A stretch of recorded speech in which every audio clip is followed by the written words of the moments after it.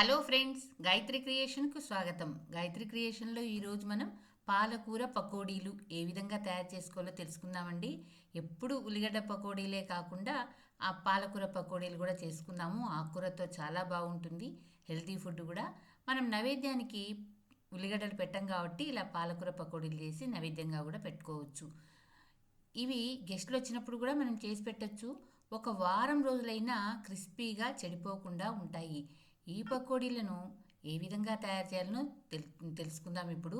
ఇవి చాలా ఈజీ చేసుకోవడము, త్వరగా అయిపోతుంది. ముందుగా ఒక కట్ట పాలకూరను తీసుకున్నాను. ఈ విధంగా తీసుకొని ఆకులు మాత్రమే పెట్టుకొని కాడను తుంచేయాలి. ఈ విధంగా కాడను తుంచి పక్కన పెట్టేసి వీటిని ఉప్పు నీటిలో కడిగి మరీ సన్నగా కాకుండా మరీ పెద్ద పెద్దగా కాకుండా మీడియం సైజులో కట్ చేసి తడి అంతా లేకుండా ఆరబెట్టుకొని ఉండాలండి. ఈ విధంగా అంతా కట్ చేసుకొని ఉండాలి మనం. ఈ విధంగా పాలకూరను కట్ చేసి తడి లేకుండా తుడిచి ఈ గిన్నెకు పెట్టుకున్నానండి. 1 కప్పు శనగపిండిని తీసుకున్నాను.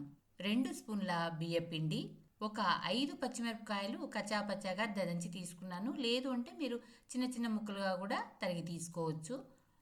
1 స్పూను జీలకర్ర, 1 స్పూను ధనియాల పొడి, 1 స్పూను కారము. పచ్చిమిరపకాయలు వేస్తున్నాం కాబట్టి తగినంత వేసుకోండి. రుచి తగినంత ఉప్పు, 1 స్పూను పసుపు, సన్నగా తరిగి పెట్టుకున్నటువంటి కొత్తిమీర. ఇంతే అండి. దీన్ని మనము ఈజీగా తయారు చేసుకోవచ్చు. ముందుగా ఒక వెడల్పాటి గిన్నెని తీసుకుందాం. 2 స్పూన్ల బియ్య పిండిని వేసేద్దాం. దంచినటువంటి ధనియాల పొడిని వేసేద్దాం. 1 స్పూను జీలకర్ర, 1 స్పూను పసుపు, పచ్చిమిరపకాయల పేస్టు, అల్లం ముక్కలు లేదా దంచి కూడా పెట్టుకోండొచ్చు. 1 స్పూను కారము ఉప్పు అనేది చూసి వేసుకోండి. రుచి తగినంత ఉప్పును తక్కువగా వేయాలి. ఎందుకంటే పాలకూరలో సోడియం ఉంటుంది కాబట్టి తక్కువ ఉప్పును వేయాలి. నీరు ఉంటుంది కాబట్టి నీళ్ళు కూడా తక్కువ పోయాలి. సన్నగా తరిగి పెట్టుకున్నటువంటి కొత్తిమీర ఇవన్నీ వేసి పైన కలిపేద్దాం. ఇప్పుడు సన్నగా తరిగి పెట్టుకున్నటువంటి పాలకూరని వేసి మరీ ఒత్తకుండా పైన కలుపుతూ రావాలి. పొత్తకూడదు, పైన కలపాలంతే.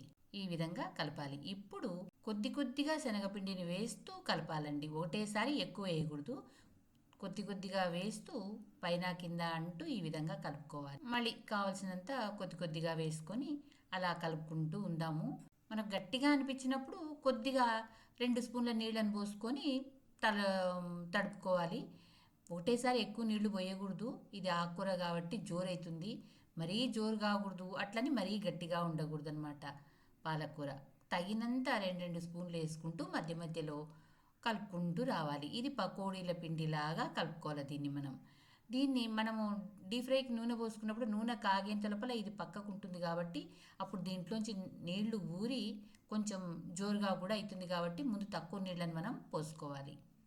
ఈ విధంగా అంతా పైనుంచి కిందికి, కింది నుంచి పైకి బాగా కలుపుతూ ఉండాలి. ఇలా మొత్తం కలిపేసిన తర్వాత మూత పెట్టుకొని దీన్ని పక్కన పెట్టేద్దాం. ఇప్పుడు ముందు స్టవ్ వెలిగించుకొని బాణల్ని పెట్టుకుందాం. డీప్ ఫ్రైకి సరిపడా నూనెను పోసుకుందాం. నూనె బాగా కాగిన తర్వాత లో టు మీడియం ఫ్లేమ్లో మనం మంటను పెట్టుకొని చిన్న ముద్దలుగా నూనెలో వేసుకుందామండి. దీనిపైనంతా నురుగు వస్తుంది. ఈ నురుగంతా పోయిన తర్వాత గరిటె పెట్టి తిప్పాలి. ముందే మనం తిప్పకూడదు, లోపల అతుక్కొని ఉంటుంది. ఈ నురుగంతా పోయిన తర్వాత ఈ విధంగా తిప్పి గోల్డ్ కలర్లో వచ్చేంత వరకు వేయించి దీన్ని ప్లేట్లోకి తీసుకోవాలి. మంట తక్కువ పెట్టుకోవాలి, మాడకూడదు, నిదానంగా చేయాలి. ఈ విధంగా గోల్డ్ కలర్లోకి రావాలండి. వీటినంతా తీసి మనము చిల్లుల పళ్ళెంలోకి వేసేసుకోవాలి.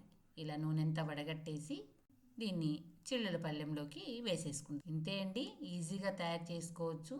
ఇంకా మిగిలిన పిండిని కూడా ఈ విధంగా ఎన్ని వాయిల్ అయితే అన్ని వాయిల్గా మనము పకోడీలాగా వేసుకుందాం.